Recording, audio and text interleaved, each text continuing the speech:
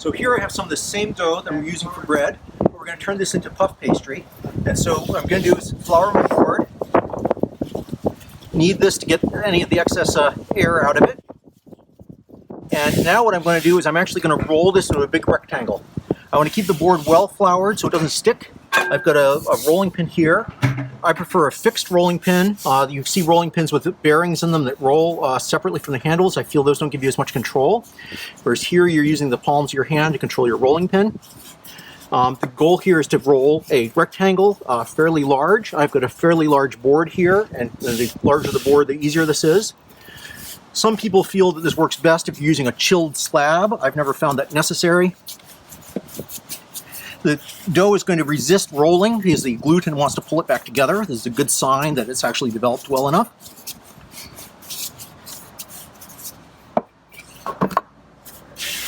I'm going to periodically flip my dough over. That helps extend it and relax it to some degree. This is about 3 cups of flour worth of dough. Don't need a huge piece of dough for this because I want a thin, light pastry, not a heavy pastry.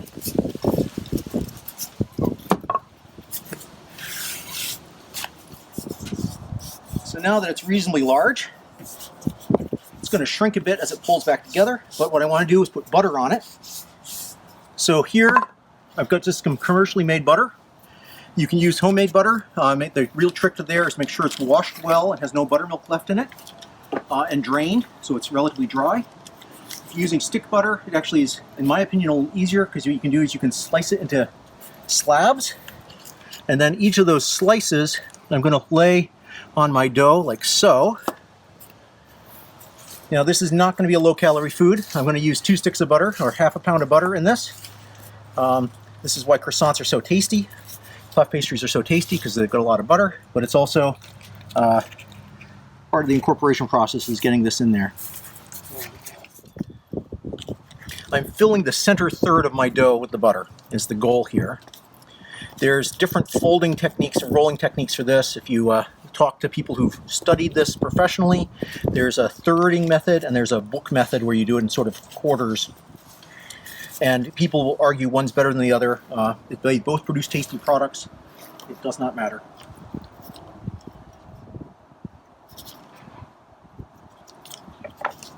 And so now that I've got my butter there, what I'm going to do is I'm going to take this and I'm going to fold it over so it's covering the butter. Just soot from the oven there. And I want to make sure the butter is completely covered, so if I have to stretch the dough, that's fine. And then I'm going to make sure this is floured well, and I'm going to start rolling it. This first bit is going to extend the butter, and again, some of it gets exposed. I just want to cover it. My goal is to roll this out till it's about 3 times the size it was before I folded it. So the size when it was unfolded, before it got folded at all. And just as before, I'm going to flip it over and add a bit more flour to do it. I'm going to put my arm under there. Make sure that it maintains that flour surface. And if you roll too aggressively, you'll find the butter rises to the surface and then starts sticking to your rolling pin. And that's a sign that you either need more flour, need to go a little slower, or you need a cooler, slow it down. If you're doing this on a hot day, you have to go slower or the butter rises. If you're on a cold day, you can go faster. You can actually sort of see the butter translucently through the dough. That'll start vanishing as we go further. But this is helping form those flaky layers we like in pastry.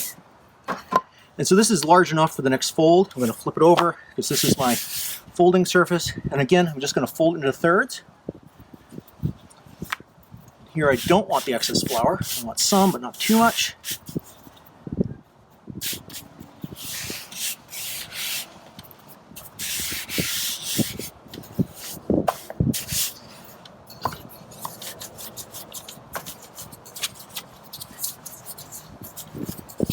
So here I folded it once. I ideally like to do this at least 3 times. So I'm going to basically do the same thing where I roll it out, fold it again.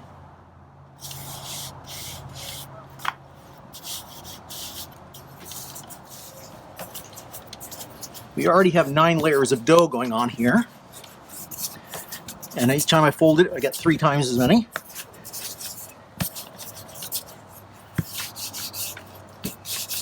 You can still see that butter, so that piece of butter is now this big.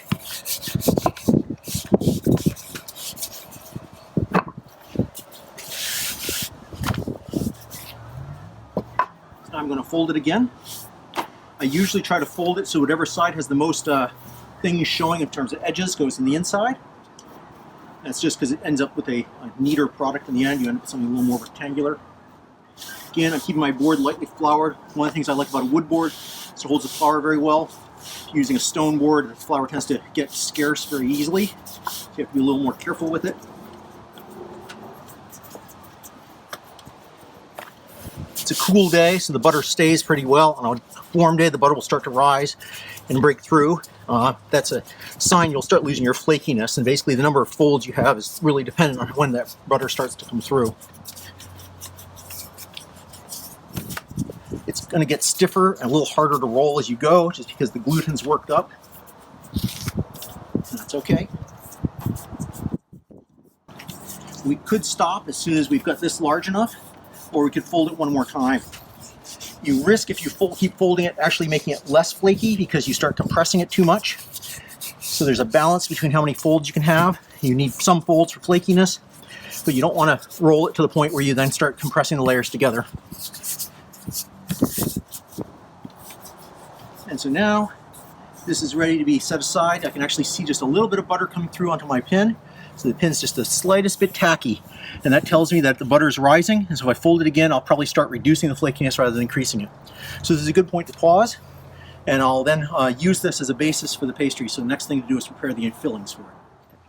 So I've taken half my pastry dough here, and I'm going to make some pear tarts. So the pears, all I'm doing is I'm first skinning them, just peeling them however I see fit. So now I've got the pears ready. And so I'm just going to move these to one side while I work on the next thing. So I want to take this dough that I made, and I want to make it just a little larger. So what I'm just going to do is I'm going to extend it till it's about a ratio of 2 to 1, because I want it 2 squares is what my goal is here. And so now I'm going to make 2 tarts. I'm going to cut this in half, roughly square. For each half, what I'm going to do, I'll take this one first, is I'm going to take my pear. I want to slice it into relatively thin slices, not super thin, but maybe 4 or 5 slices per quarter like that. And I'm going to arrange it fairly close to the center of my tart, down here. And then for here, what I want is I want some sugar in this, because otherwise it will not be sweet enough. So I've just got some regular white sugar. White sugar is very common. You could buy it by the barrel. It had a higher tariff than brown sugar. And so I'm doing sprinkling sugar over this. And then I'm going to add just a little touch of flour to help thicken it. Not too much. Now we want some spicing. So I'm going to use a nutmeg. So we have here whole nutmeg. Nutmeg is a very easy spice to work with. It can use a knife or a grater. And so basically I can shave it like this. You can buy ground nutmeg, of course, but this has got a sharper flavor. And then there's a choice about whether you want to have really fine, really ground, or little chunks. And this determines whether you want a uniform flavor or sort of sparks of nutmeg flavor. And so here, what I'm just going to do is sprinkle this over top.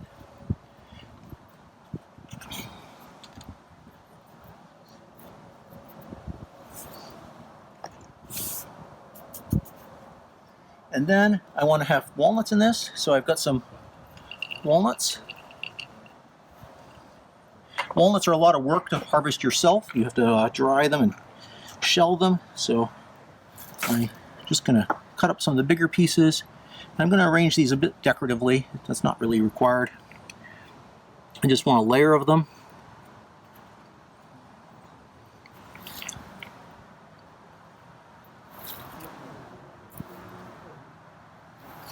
Like so.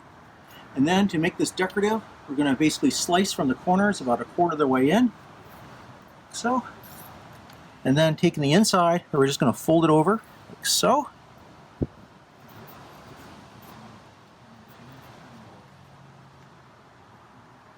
And then because we can, We're going to choose a nice looking walnut piece and place that right in the center.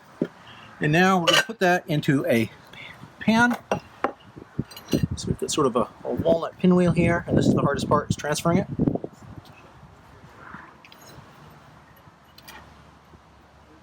And then I'm going to set that aside. I'm going to do the exact same thing with the other one.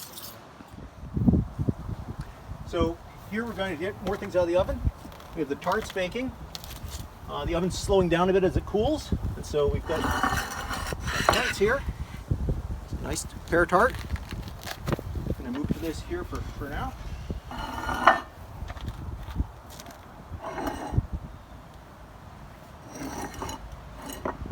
And if you look at this one, you'll see that there's butter that has come out of the pastry and is in the pan. It's going to make it very tasty as we eat it. And so those just need to cool or we'll burn ourselves very badly, and then they're ready. And we still have one more tart in the oven, so we're going to leave that in place for a little bit longer. And again, this is with just one firing, we keep baking.